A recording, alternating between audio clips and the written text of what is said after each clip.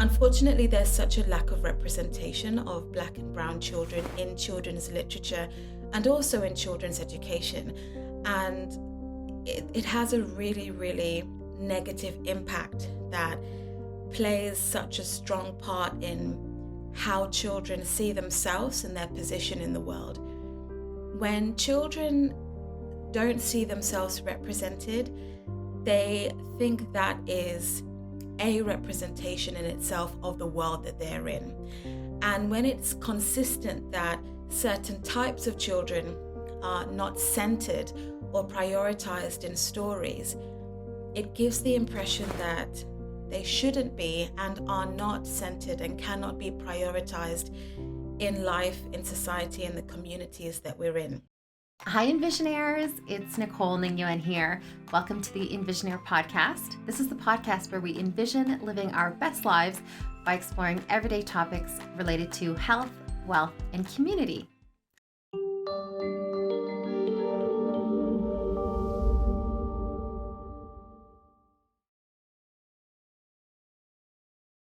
On today's episode, we will be exploring the community aspect of the podcast, and we're going to be speaking with Louisa Kiwana Olafuyi, her story about how she and her fellow co-founders, including her husband, Dele, created Kunda Kids, a hugely successful, award-winning children's publishing, ed tech, and media company, all within the last 3 years.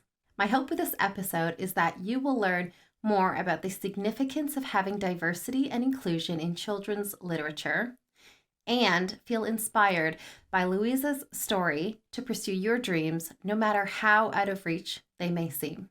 So, a very warm welcome to Louisa. Welcome to the EnvisionAir podcast. Thank you so much. Thank you for having me, Nicole. And hello, EnvisionAirs. It's lovely to be here. Amazing. Well, we're happy to have you.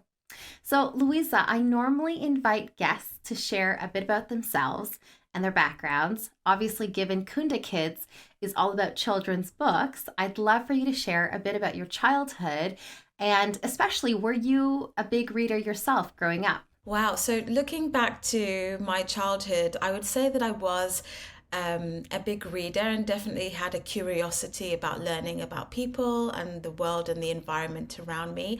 I think growing up as an only child gave me a lot of time, both by myself and with myself. And I used a lot of that time to read, to write, and to do a lot of imaginative play. And I think that that's what sort of really cultivated and sharpened my creativity. That's really interesting. Yeah. And was there one book in particular that really impacted, let's say, your childhood, how you saw the world, and that you really still carry to this day very close to your heart? Yeah, so I'd say one book, and I'm sure that there's so many, but I can't remember, but one that really stands out to me was a book, and it's actually quite a well-known classic. It's called Heidi. And this book was given to me by my aunt, and also my godparent. She gave me my first book ever, which was a Bible, and that was from a £10 lottery ticket that I had won with my dad when he played. And I was like, really? That was not what I planned to spend with that £10. But anyway, she continued to be one of the people in my life that seemed to always invest in reading culture for me. And I think the second or third book she got me was Heidi. So she gave me this book with this blonde Scandinavian young girl in some Scandinavian mountains, and I thought, what am I supposed to get from this book? You know, the person that I'm looking at looks completely different from me. I'm sure we'll have nothing in common. But it ended up being a really interesting story, and it really exposed me to complex relationships and dynamics that, you know, she had with her grandparents and her own aspirations about how she wanted to grow up. And although our lives, our backgrounds, and our situations were so different, I really enjoyed stepping into somebody else's shoes, exploring myself through her own challenges and her own view. And that was, I think, my first introduction and experience into how powerful stories can be, not only informing you about other people and cultivating a sense of empathy, but also about teaching you about yourself through other people's experiences. Amazing. And I feel like, well, and that's, I think, what Kunda Kids does so well. Because I remember when we met at the UK Black Business Show a few months ago, I was really, really drawn to the beautiful imagery that I saw on the stall where you laid out all these beautiful children's books, and they were so compelling, and the imagery on the cover was so beautiful and dynamic, and to see all these images from different parts, I guess, of Africa in terms of like costumes and the imagery of the backgrounds and the landscape. I was immediately drawn to that stall, and I think I have told you the story before, how like I did like a double or triple take, and I kept kind of walking back and forth because I was so drawn to it. And I was like, what is this? And then when I ended up coming around and actually talking to you, thankfully, you were telling me about the mission of the books and what they were meant to do. But then you also kind of shared about this idea of opening up people's experiences, children's experiences, and becoming a lot more empathetic and understanding of other people's, children's experiences and that impact. So can you tell us a little bit about the mission of Kunda Kids and how it all started? Absolutely. And I mean, I love to hear that you've walked past us and there's something about our books and something about our illustrations that really spoke to you. So going back to what I talked about with this book about Heidi, this character that looked so different to me, but really exposed me to a different culture, a different place in the world, a different way of thinking and being and doing things, is exactly what I wanted to do with Kunda Kids. Unfortunately, there's such a lack of representation of Black and brown children in children's literature and also in children's education. And it has a really, really negative impact that plays such a strong part in how children see themselves and their position in the world. When children don't see themselves represented, they think that that is a representation in itself of the world that they're in. And when it's consistent that certain types of children are not centered or prioritized in stories, it gives the impression that they shouldn't be and are not centered and cannot be prioritized in life, in society, in the communities that we're in. So at Kunda Kids, which was very much inspired by my own journey into parenting and becoming a parent and really thinking about the resources that I wanted to be able to nurture my son with as he grows up to be, hopefully a positive person in this world that we live in. I knew that I wanted him to not only be represented in the content that he reads, but I wanted his friends, his future peers, colleagues, whoever they are, to grow up being exposed to his culture, his heritage. And the same way it's important and there was value to derive from me learning about Heidi and what it's like to live in Sweden and Scandinavian culture. Growing up as a global citizen, it's essential. It's the same way I want all children to have exposure. And more specifically, Africa as a continent, Africans as people, our culture, our history, and our heritage has had such an unjust representation in media, and also an unjust representation in children's literature, media, and even educational resources, that Kunda Kids was dedicated and created to dedicate itself to rebalancing the narrative and promoting the importance of children learning about the world around us. And one analogy I really like to use, Nicole, is when our favorite artists, be it Beyonce or U2 or whoever your favorite artist is, but the big ones, when they're doing a world tour, it seldom includes Africa. And Africa is an entire continent. You'll see Europe, you'll see US, you'll see Asia, Australia, but Africa is consistently missing in the global narrative.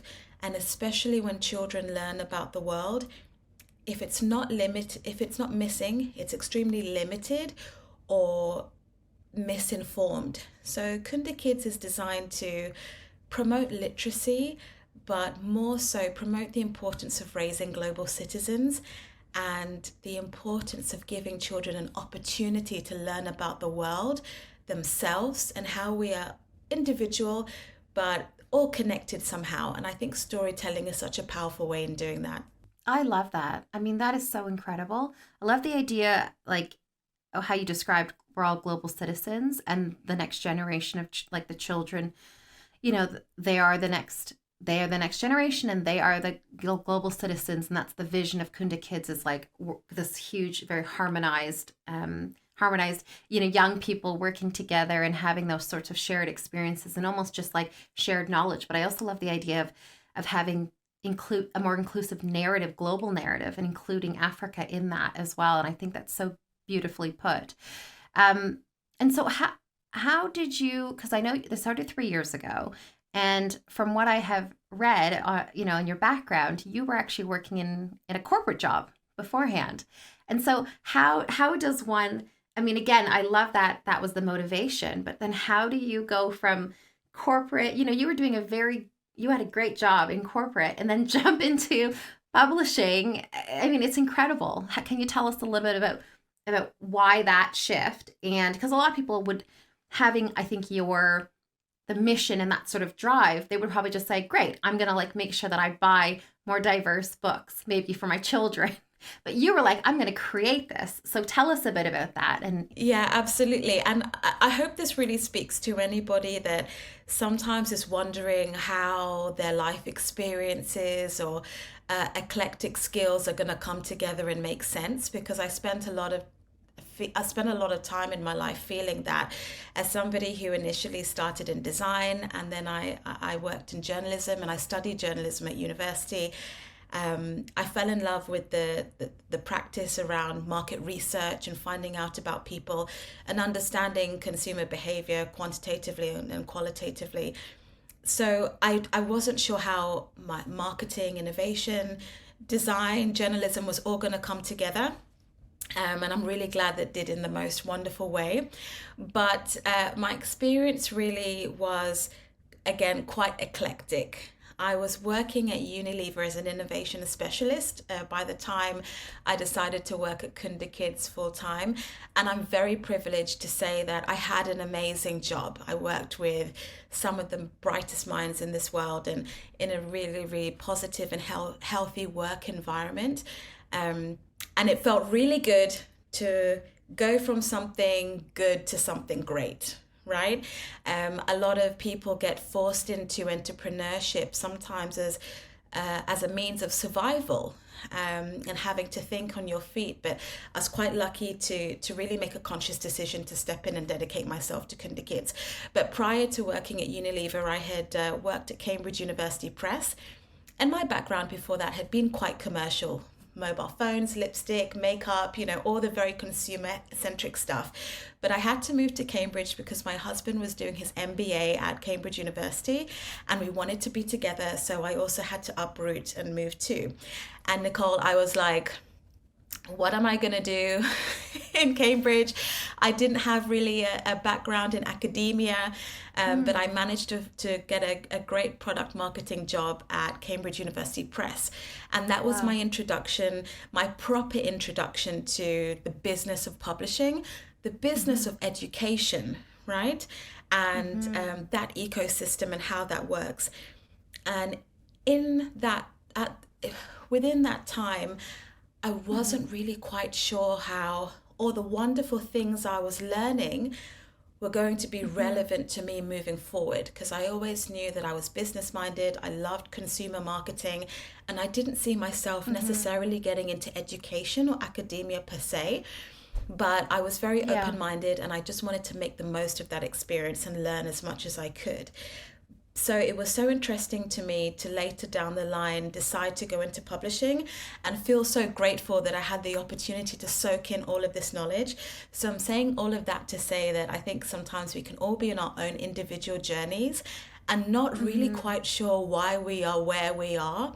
And I would just, always recommend during those periods of uncertainty, just try to make the best of the situation.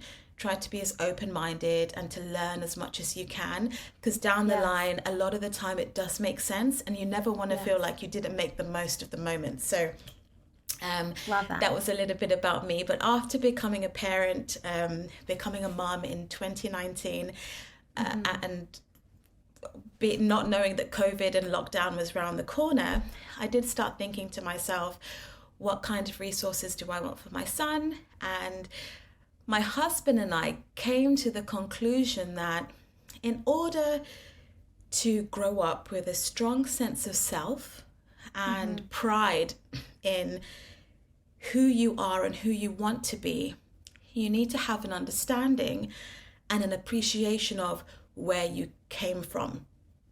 And unfortunately, I would say within the broader Black diaspora, there is a lot of misinformation and sometimes just lack of information about African history and heritage.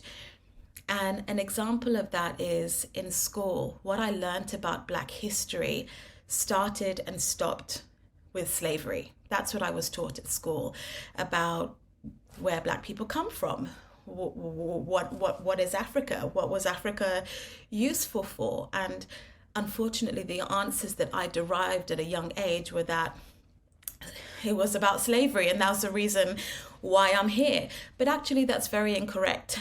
I'm not I wasn't in the UK because I was a descendant of, or I wasn't my family and my ancestors were part of slavery, as far as I know. But it's dangerous for not only me to think that about myself, but for my peers to think that that is the sum of my heritage, right? And it nurtures an inferiority complex in children who are Black and brown, and it nurtures a superiority in children who have been told a different version of stark contrast, right? So the first thing we realized that we wanted to address is self-confidence and identity in children from a young age. So we started to look at African history as being an important part of the curriculum that was missing. We couldn't find the books that we wanted to write, and we didn't find that there was any children's books that were written for preschool children. So anything from 3 to 6 years that introduced them to African history. So we set about writing some stories, and the intention really was just to write them for our son and read them at home and do our best as parents to mitigate against what he wouldn't be taught in school. But the more that we spoke to our friends and family members, they were like, oh, but I want some too. And we knew that we couldn't just send them like a PDF first draft of whatever we were putting together. We had to put it in a decent state. And then we realized that if this is something that we need and want, and our friends and family need and want, their friends and family are probably going to need and want. And I think we've got a bigger issue about a significant information gap missing for children that we can potentially fill. Yeah, 100%. Oh, that's incredible. Honestly, Louisa, I guess I remember getting really choked up when I saw the ABC book, because specifically for that reason, because when I was growing up and I learned about my ABCs and reading and so on, the books that I remember reading are the Lady Bird series with Peter and Jane. And again, very nostalgic. I feel a real nice sense of comfort when I think of that, because it evokes memories of me reading with my parents, which I cherish. But there was not much diversity in those books. And when I grew up, even though I'm mixed race, I think I knew I was different. I was like, I was a different sort of child in that way, right? Like I knew I was different. I didn't understand race per se, but I knew I wasn't like a white Canadian child, if you will. And that's very interesting when you talked about like the identity and the sort of confidence, because whenever we used to learn about race and so on, and people of, non-white heritage, the history that we learned, you're absolutely right. It's this idea of like almost like seeing it as a victim, right? And this identity that you're almost created in your mind, right? And you're not given the full history and the richness that comes with that, the history from where your forefathers came from. So I think it's really, really fascinating. I thought it was incredible that you teach ABCs using African words, tools, concepts, and imagery. And you have so much diversity and inclusion in these books, because I do think that that is going to have a huge impact on the confidence of children, because they now can look and understand their history in a different way, in a really positive way. And I think that's so beautiful. So I guess you've answered my question already about why there is such a need to focus intentionally on diverse and inclusive representation. And I really liked hearing also about the how you guys have built Kunda Kids. But I guess my question to you is, what has been one of the most challenging barriers that you've been able to overcome, and how did you overcome it? I would say the biggest barrier that we've had to overcome, okay, I would say there are multiple barriers that we've had to overcome with Kunda Kids. The first is more about the industry. So I saw this firsthand working in publishing, that it's quite an elitist industry to work in. And there are reasons for that. I think, and I strongly believe, that information is power, and access to information, the restriction of information has often been used strategically to empower others and to disempower others.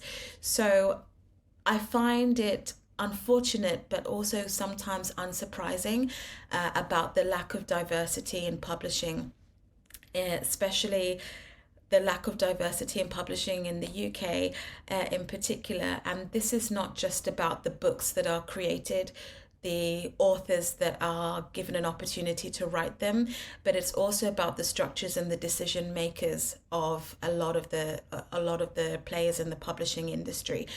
So our entry into publishing and into children's media wasn't very smooth, and I wouldn't say that it was completely welcomed with open arms either. A lot of marketing and PR companies were not interested in telling our story, and we were overlooked, I think, for a significant amount of time, because we were an independent Black publishing company, and it just wasn't resonating with people that there was quality and something important that we were doing and a message that needed to be said. And I don't believe that this was because people were intentionally trying to be discriminatory. I just think that it's a culture that manifests in publishing, unfortunately. And that culture just also becomes way of life. And we started with publishing at Kunda Kids because we really wanted to anchor a lot of what we were doing within the education space. And although so much is going digital in the world, I genuinely do also still believe in the value of a physical book, and the value of a physical book as part of a child's learning adventure and their learning story. So there is a time and place for digital content, but we still wanted to make sure that we were giving the time, the space, and the value to physical books. And I think that 3 years on, we've made tremendous strides, not only in showcasing the importance of independent publishers such as ourselves, but also in demonstrating that there is a need to reimagine the publishing and children's content industry as a whole. And that was always our ambition. And I would say that 2023 was a significant year for us in shifting from what a lot of people saw as, a small, cute, family-owned publishing company that just creates a few titles, into a global business that is actually here to disrupt children's media in a positive way.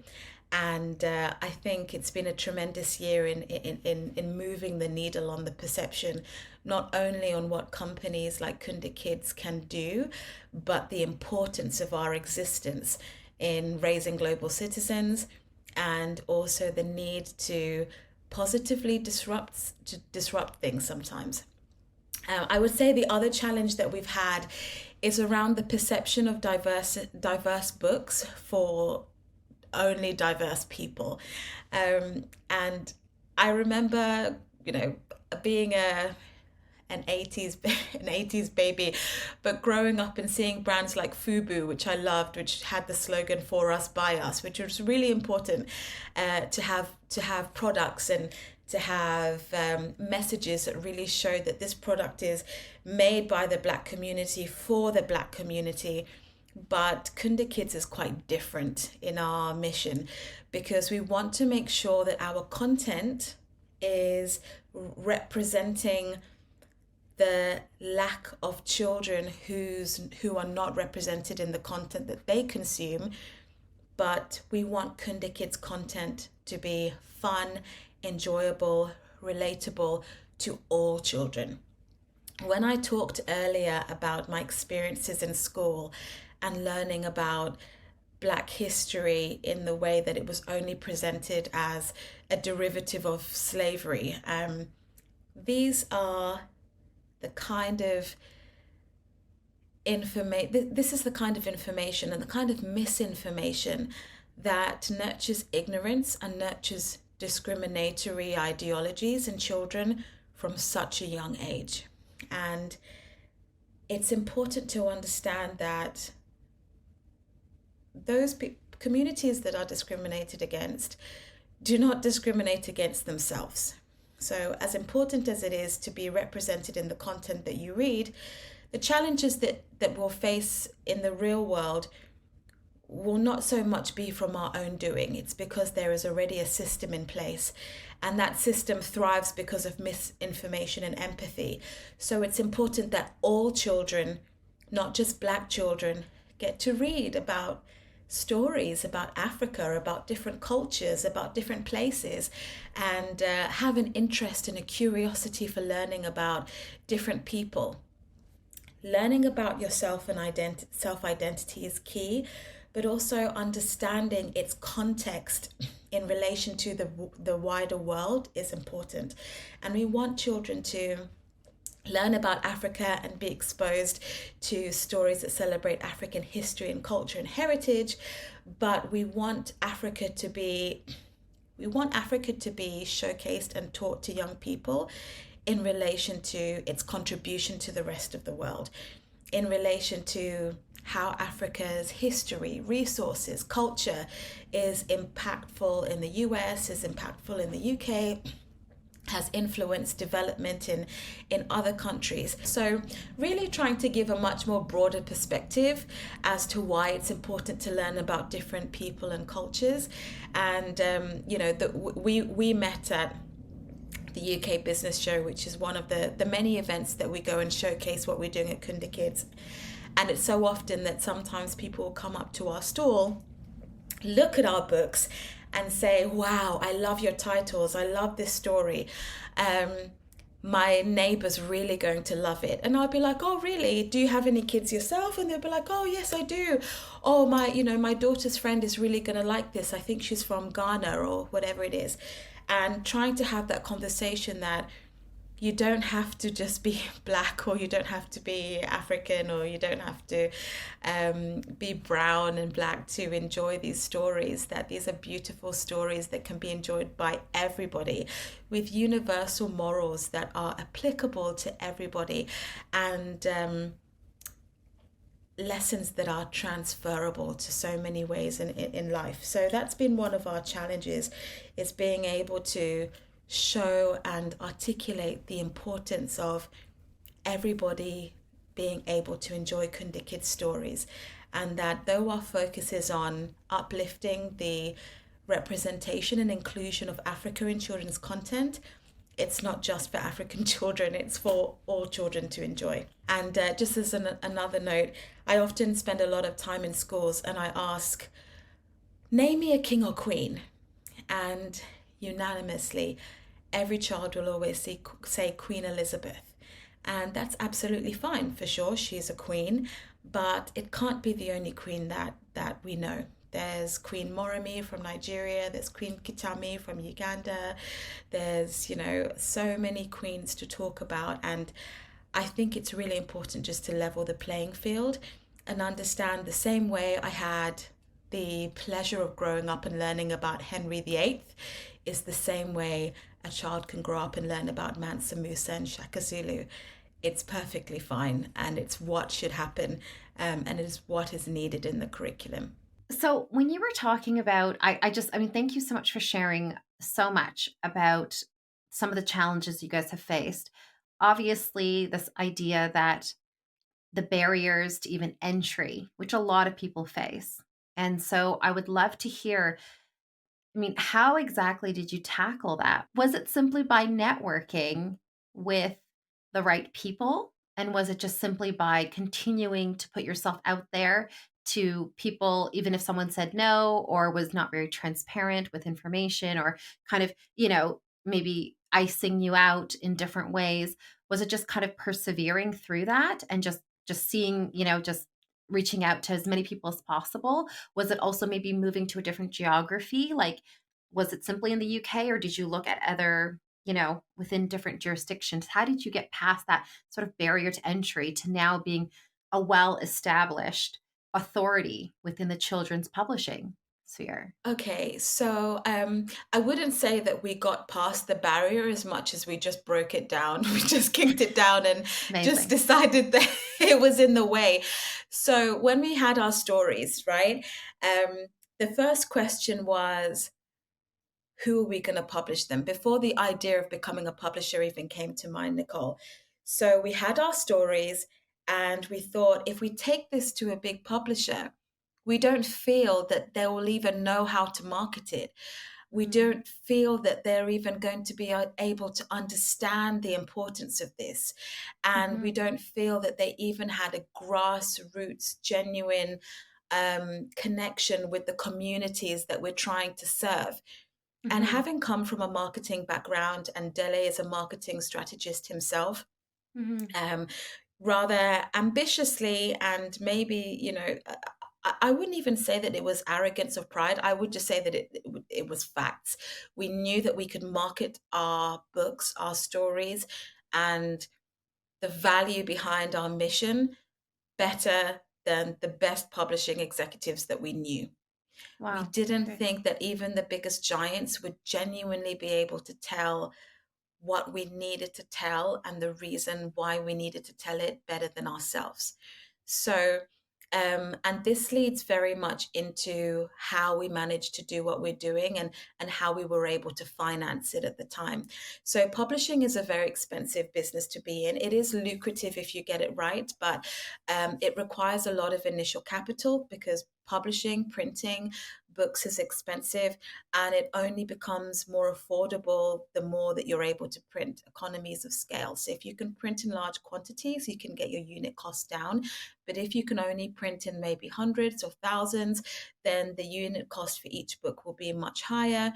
And then you'll have Mhm, the struggle of trying to compete with other great books that are significantly lower priced. So that's mm, why the bigger publishing agencies and companies can do much better because they can not only compete in terms of content quality, but they can compete in terms of price and distribution. So we sat down and we looked at the mhm, economics of just getting our first four books done. And, we had a lot of priorities as a family. As you can imagine, we'd gone through lockdown, a lot of unexpected changes. And in addition to just being new parents, which is just an expensive experience as it is. But yeah. we sacrificed some really important things that we, some things that mattered to us that we wanted to do with our money, and decided that if we Mhm, can bank on ourselves, that we know that we're onto something, right? So we took really sizable proportion of our savings. I think it was maybe about like 10 grand or something at the time. I don't remember. Um, wow. about that and said, okay, let's finance getting a good editor, right? And let's see if we can get some good illustrations done. And having come from a market research background, my first thing to do was let's test. Let's see what's missing. Let's look at what we think is a good idea, what we think is a good image, what we think is a good visual language, and let's validate, let's challenge everything that we're thinking. And we took on this project Mm-hmm. like it was a project at work, and we said, I'm going to approach it with the same energy that I would do a whole innovation project at work, or a market research exercise. So we did the research. I spent a lot of time browsing shelves and speaking to parents, and I'd come from a qualitative research background, so I was quite comfortable just to approach people and ask them what they think about things. And I was Wow. also flung into the world of baby and mum groups because I just become a mum. So I used that opportunity to Yes. have conversations about what they were reading, what their children were responding to. It's great having become a parent, but I couldn't use just my son as a single test bed for everything that we wanted to do. So we started testing. And we started looking, this was my Wow. favorite part, looking at illustrations and understanding that a lot of the content around Africa was really rustic, which is what the children used and the parents used to describe it, that it was just a bit too woody and earthy, whereas other brands like Disney felt a lot cleaner and smoother. But at the same time, children were saying that they necessarily didn't want to go all the way Disney, that they actually liked something in the middle that felt authentic and felt cultural and felt African and vibrant, and not necessarily just taking a Western aesthetic and making it brown.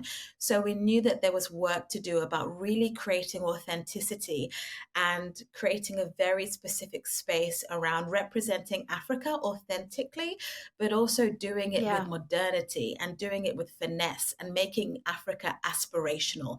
So that became our mission, and how we wanted Kunda Kids to make people feel.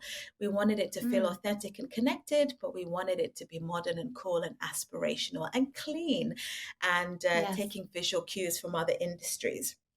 So Wow, that's so that's fascinating. yeah. So, I mean, that's how we kind of initially launched. And then we bet on ourselves and printed our first 10,000 books, which arrived and flooded our whole house. And we were sitting there in a house full of boxes of books. Like, okay, what now? So we bought some envelopes. We were starting to have conversations with people. And we had planned to launch and set up our social media pages on a specific day. But before we could Hmm. even get ready for that launch date, one person that we had told another person, and people were already reaching out to us to pre-order what we hadn't even set up yet. So Wow. with literally just having a list on a notepad like this of people that were interested, we quickly Yeah. registered the domain, went on Shopify, got whatever subscription we could get that would let us sell, and then just started taking orders. And that was it. And that was just before Christmas. I literally had paper cuts from all the books that I was packing, and I think at the end of Christmas, that's when my husband and I were like, we should actually really sit down and talk about this and Wow. And figure so out wait, what this means. yeah, because you guys were both, I mean, were you on mat leave at the time, I guess? No, so at this point, we weren't at mat leave. We had moved back to London actually, because Okay. our jobs needed us to be in London at that time. So we had moved back to London. I was still working at that time, but then my husband made a decision to leave his job. So he left his job and said, I'm going to commit to Kunda Kids full time. And having Hmm. just finished his MBA at Cambridge, and it was very much centered on entrepreneurship, he said, let me figure out the nuts and bolts of this and see how viable this is as a business, and actually look at it from um, an investment perspective, look at it from a growth perspective, Yes. and try to kind of forecast how much energy we should put into this. So he did that, and then I had to take a back seat, but I was still inputting on ideas and Yeah. still doing a bit of writing and aiding in the design. But he was now working on this full time. And then our friends and family were like, you need capital in order to make this bigger. This Yeah. is actually bigger than just books. And that's when we Yeah. decided to start the Kunda Kids app and the development of it. And we said, how do we take these stories and create a digital experience? And then we also Hmm. knew we wanted to do animations because I had sat for too many hours watching Coco Melon, not out of choice. So I thought, I think we can do something more innovative in this space. So we managed to raise 170,000 US dollars just from our friends and family. We're so blessed to have a Wow. great network of, of people that really supported us and really believed not only in the business but in Dele and myself as individuals, and trusted us to do something with this. So we did that, and that is what helped us kind of initiate the development of the app. And Hmm. started even just thinking about the ideas of animations, and Yes. made us audacious enough to then start thinking, let's go and raise from VCs. I love that. You know what? There's sometimes this audacious is sometimes considered a bad word, like a negative, but I actually think audaciousness is great. And I think that we have to have audacious thoughts sometimes because it helps us to break through our limiting beliefs. And I wonder, did you throughout the last 3 years, have there been moments where you have had some limiting beliefs, whether it's imposter syndrome, whether it's, you know, doubt, self-doubt? Have you guys faced that? I've always had this voice inside of me. I don't know where it comes from, but it's just like an internal belief system. And it's not really arrogance or pride. It's just genuinely what I believe in and of myself, that I'm destined to do great things. I don't know what they are, but I always knew I'm not just going to live like I'm not going to be bored with my life. I knew that. And I didn't know how necessarily that was going to manifest. But I had always felt sometimes in situations, and I think we talked about this, Nicole, and particularly what some being in a corporate environment for a long time can sometimes make you feel that you need to break out, that somehow there's more for you to offer, and that you're bigger than this. But I didn't necessarily know how. So I've always risen to occasions where I get to try something new, where I get to put myself out there. And I do love that about myself. It's just in my nature. And this is why I'm so it's such an important mission for me that children get an opportunity to believe the positive things about themselves as early as possible. I think we underestimate just how early these limited beliefs become embedded and start to grow. And the work that we've done around building confidence in children, we ran a Confident Kids workshop a couple of years ago with PwC, which taught me so much. And one of the things that it taught me was that as young as 6 years old is when children start to reason with themselves that they might not be worthy, and start to really look at what they can't do and decide whether they want to believe that narrative or not. And for a lot of us, it's only in our 20s, 30s, 40s, and sometimes even 50s and above, but in our adult life, that we start to reassess our limited beliefs, and we start to actually live in the true value of what we're capable of doing. So I'm very lucky that I don't know why I've always had this thought internally, and it probably has a lot to do with what I have been told and encouraged about who I am. My family, my grandparents, my parents have always just told me that I come from greatness and that they don't expect nothing but the best from me. So I think maybe that has been internalized somehow. Um, so I think in the audacity of trying something new and just trying it, and even if it fails, it's okay. That's not something that worried me. But once we had started doing it and had proved some kind of success, is when I think I started to be a little bit self doubting, because I'm like, okay, now I've done this. I really don't want to let people down. And I was so proud and I felt so blessed that we raised such a significant amount from our friends and family. But it is also so intimidating to pitch to your friends and family. And I would rather pitch to a VC than my friends and family any day of the week. Um, because rejection from people that you don't know, just falls off your back. But when it's from people that you know, um, it's uncomfortable, it's uncomfortable, and it's more emotional. So I think that there was a lot more pressure that was applied, especially after we started raising some capital. And but now I think that I've understood that that fear sometimes just can be healthy. It can remind you of how much this means to you. It's kind of like an internal risk assessment where you start thinking, oh my God, if I let people down, this is what's going to happen. If I don't put myself forward, how will I feel if things don't work and I know I didn't do my best? It makes you accountable. I think it's just the extent to which you want to entertain that. And I'm a very, very big advocate in any business owner, when anybody, but particularly any business owner and particularly any female founder, to really make sure that you have a strong network of and a strong support system, sometimes where you can hash out your insecurities, sometimes that you can have somebody to laugh and cry with.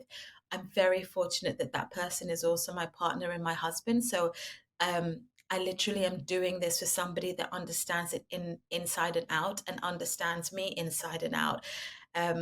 But I think those moments of self-doubt will always be there in various ways, and they're not always a bad thing. It's just about how much we allow ourselves to exercise and entertain negative thoughts.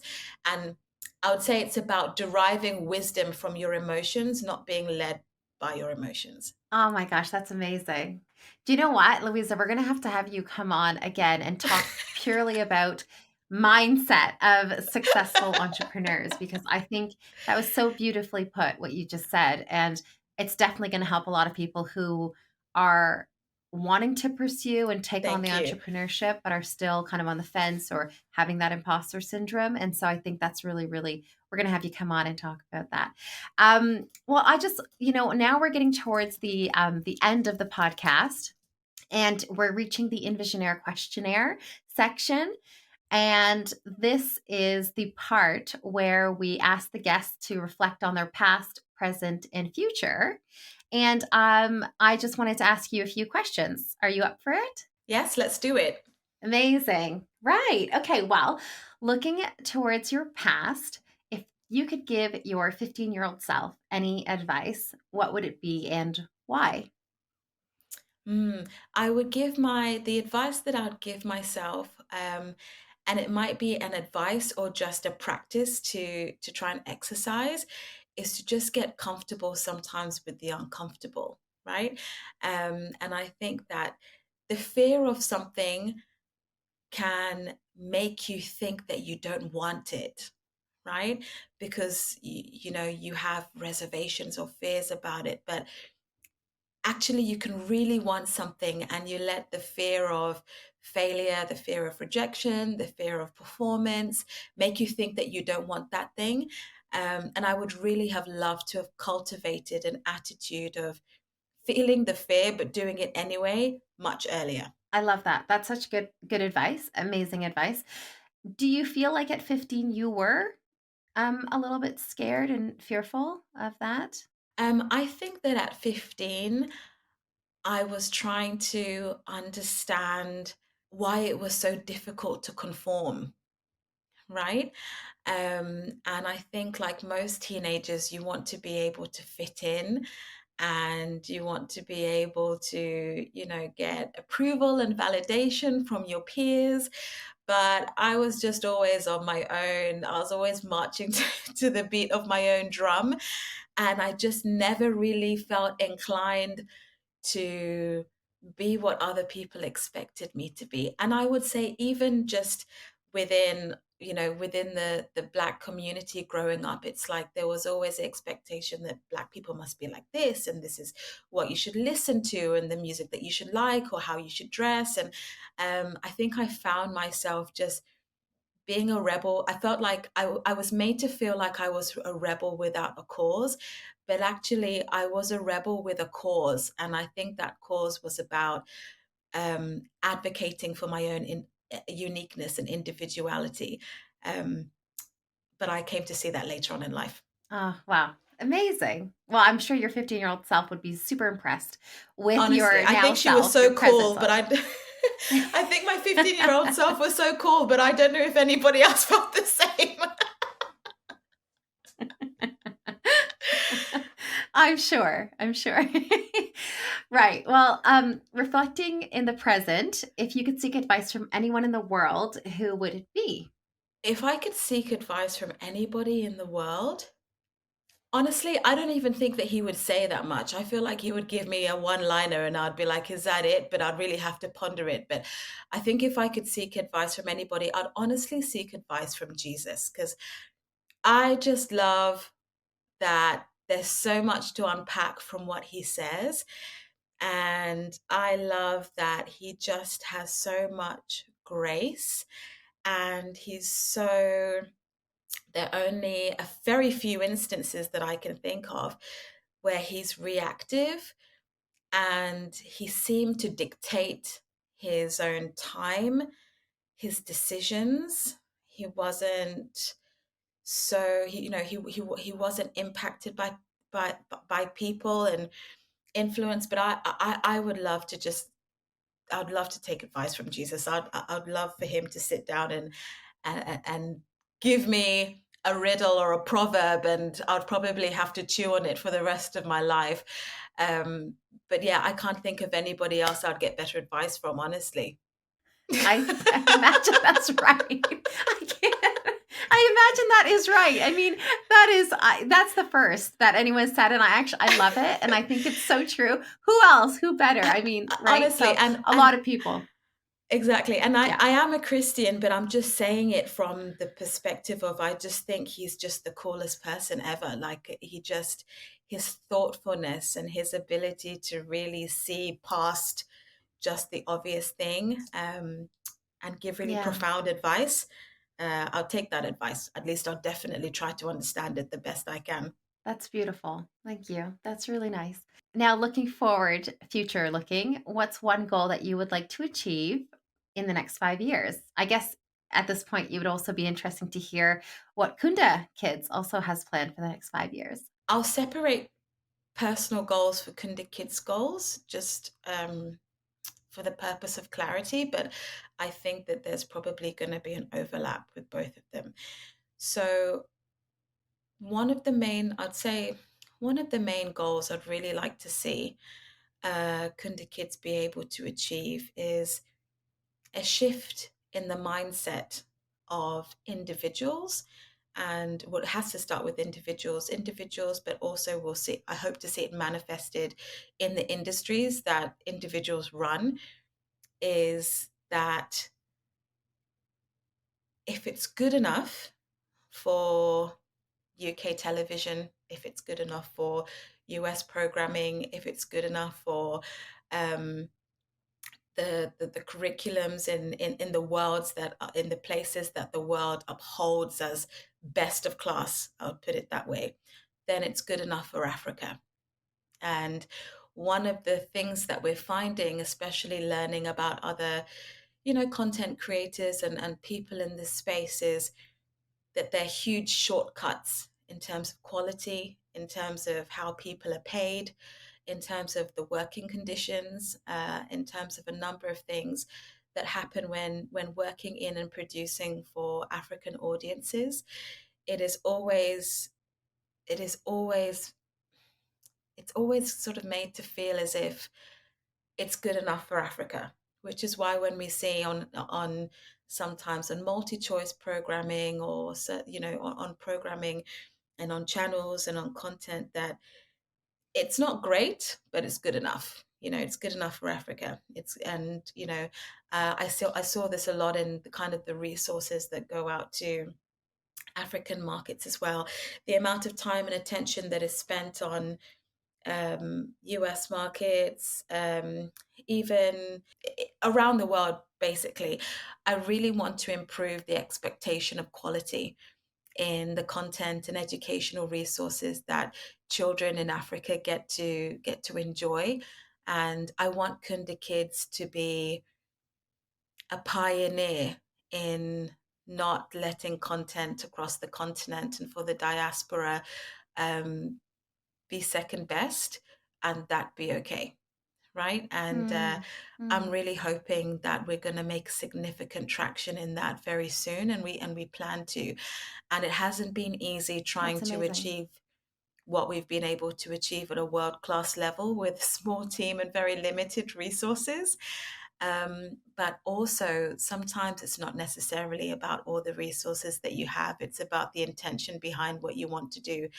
We know so many organizations that have received tens and hundreds and of millions of pounds to redefine this space, and those resources are really not well accounted for. So we want to be the change that we would like to see in that front, and I don't expect us to not be met with resistance, but Mm, I'm ready for it. So yeah, so that's one of the things I'd really like to see, um, is not just a reimagining, but practically changing the expectation of what happens on the African continent, and increasing our own expectations of what we deserve to have and consume. Um, in terms of what future facing for me personally, I really am so excited, Nicole, about the opportunity to give back to other female founders one day.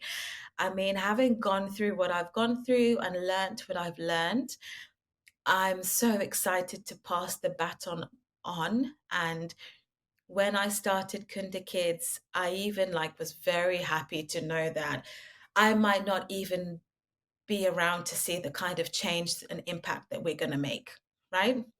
It might be that the biggest achievements that Kunda Kids will have and the biggest influence that we'll have will happen and be able to be seen even at a time when I'm not even around. But whilst I'm here, I really hope to get to a level of success where I have the resources to be able to inject into other bright thinkers, into other female founders, in particular. And I know that this journey was only made possible genuinely by people believing in us, and knowing that they might not get they might not get their money back, but they really believed in not only our vision but our reputation as individuals.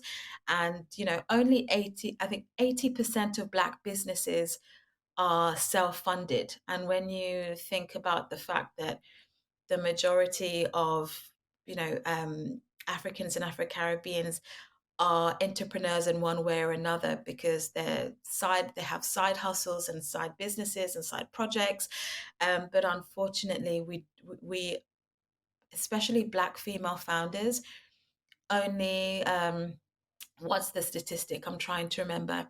So I'm a female founder that has received pre-seed funding, right? We've closed our pre-seed round um, late 2022.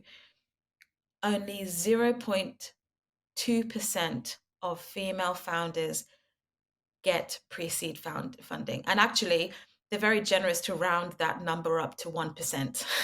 But in reality, it's 0.2% of Black female founders get pre-seed funding, get institutional funding at pre-seed stage. So I would really love to see that change. I know that we are in an environment where we talk about diversity and inclusion and improving equity. And it sounds like a lot of businesses are focusing on female founders and Black female founders, but um, I'd really like that to be addressed in actuality. I think there's really a lot more talk than action happening in that space. And I would love to be in a position where I can positively contribute to that in 5 years' time, at least. And also, I think just a ripple effect of that would also be able to contribute to the creative economy, the creative economy, especially in Africa. We produce so much of our content out of Africa. Our animations are produced entirely in Uganda. We work with an incredible studio that's owned by Disney director Ray Malinga, and they're called Creatures Animations, and they produce Kunda and Friends, and they're just a fantastic team. Every episode gets better. Like they make it a personal mission to exceed the quality on everything. And I think that the talent in Africa is there, but the funding is not there, the support is not there, the training is not there. And even the training and the support still comes down to the funding. So, in addition to being able to fund individual founders, I would love to be able to have a more practical, tangible contribution to the growth of the creative economy in Africa. Well, that sounds all amazing, Louisa. And I have no doubt that you're going to reach all of those goals because you are just such a powerhouse. And from what I have obviously read about you from the moment I met you, I knew you were so special. And reading about your background, your story, and what you've shared with us today, honestly, I have no doubt you are going to reach all of those goals, and so will Kunda Kid. And I'm super excited that I get to watch from the sidelines cheering you on. And I'm sure a lot of Envisionaires will be also doing the same. So I just want to say thank you so much again for being on the Envisionaire podcast. You were such a light and such an inspiration. And I really just want to say thank you again. And please let the Envisionaires know how we can follow and support. So please do let us know how best to reach out to you, follow you, etc. Okay, so one of the great ways to find out what we're up to is on social media. So I'll say Instagram is our favorite place for keeping people up to date with what we're doing, new books we're releasing, and even physical events that we'll be doing. So we're at Kunda Kids. That's KundaKids, all one word, on everything. So there's Instagram, there's our Twitter, which is a great space for us to have conversations with teachers, and we're also on Facebook too.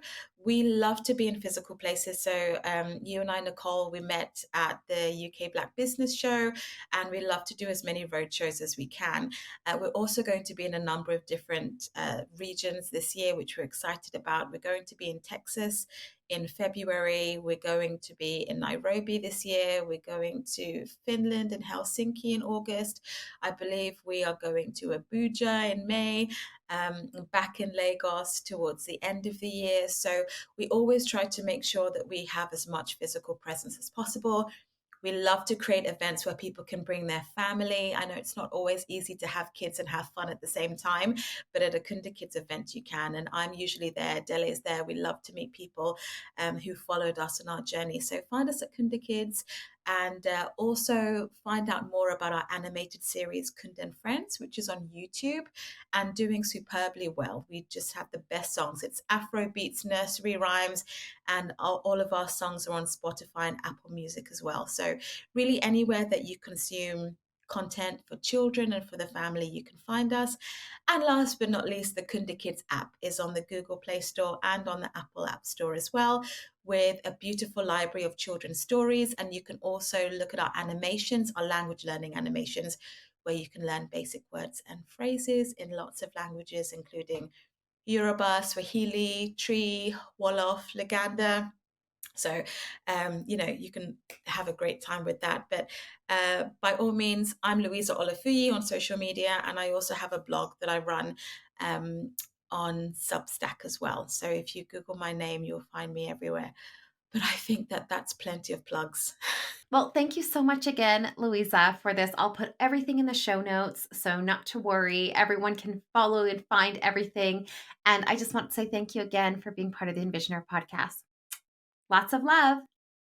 If you want to see more videos like this, make sure you hit subscribe and check out this video here.